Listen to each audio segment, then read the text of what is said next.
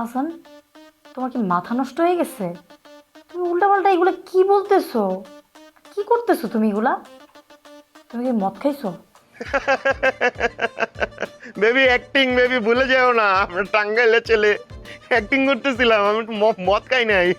এই যে চা খাইছি বেবি, চা খাইছি, গরম চা খাইছি তো গলা টলা পুড়ে গেছে, এই জন্য এরকম শোনাইতেছে। তা মানে তোমার কি মাথা নষ্ট হয়ে গেছে? তুমি এগুলো কি উল্টাপাল্টা বকতেছো? এই, সত্যি করে বলো তো, তুমি মদ খাইছো তাই না?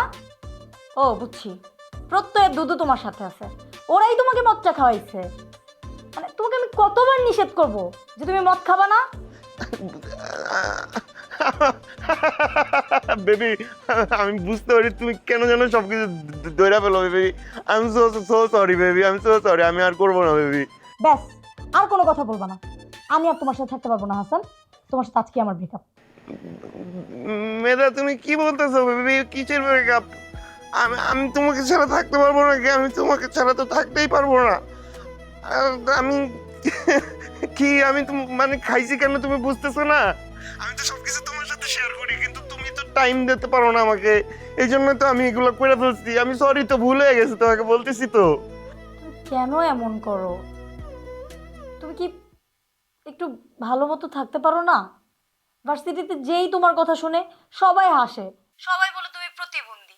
তুমি দুঃখে থাকলেও হাসো, সুখে থাকলেও হাসো, কিছু হইলেও হাসো, কিছু না হইলেও হাসো। তুমি কি এই অসহ্যকর হাসিটা একটু বন্ধ রাখতে পারো না হাসান? তুই কি বলছো মেধা?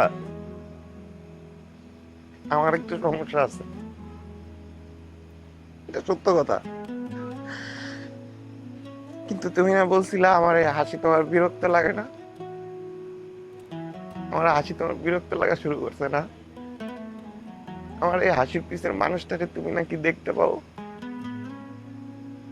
আমার এই হাসির পিছের মানুষটাকে তুমি আসলে দেখতে পাও নাই, কেউ কখনোই দেখতে পায় নাই।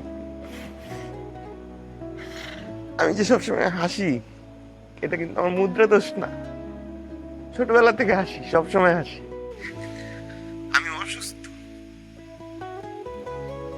আমি লাফিং অ্যাংজাইটি ডিসঅর্ডারের রোগী।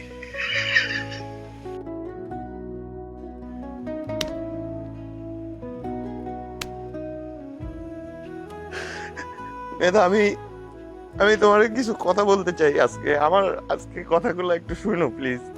এ পর্যন্ত কোনোদিন তো শোনো নাই। বিশেষ করে আমি আমি হাসতেছি না, আমি আজকে একটু হাসবো না। বিশ্বাস করো, আমি ভিতরের কথা তো তোমাকে বলতে চাই। আমার বয়স যখন 3 বছর, তখন তো আমি ছোট ছিলাম। ছোট মানুষরা কি করে, কান্নাকাটি করে। আমি কান্নাকাটি করতে পারতাম না, আমি হাসতাম, সবাই আমার আদর করতো অনেক নাকি, আমি শুনছি। পরে যখন আস্তে আস্তে বড় হইতে শুরু করছি, আমাকে প্রথম প্রতিবন্ধী বলছে আমার ফ্যামিলির লোকজন, আমার মামার বাড়ির লোকজন।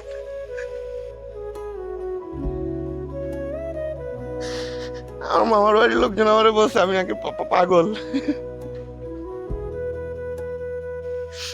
আমার বন্ধু বান্ধব আমারে বলছে আমি আমি জোকার, আমি সবসময় হাসি, আমি কাঁদতে পারি না।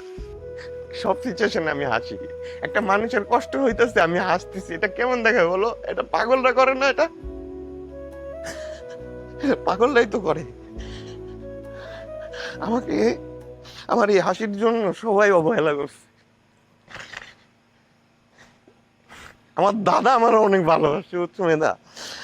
আমার দাদা আমার প্রচুর ভালোবাসে। আমার দাদা বলছে, দাদু ভাই তোর এই হাসি অনেক সুন্দর, তুই সবসময় হাসবি।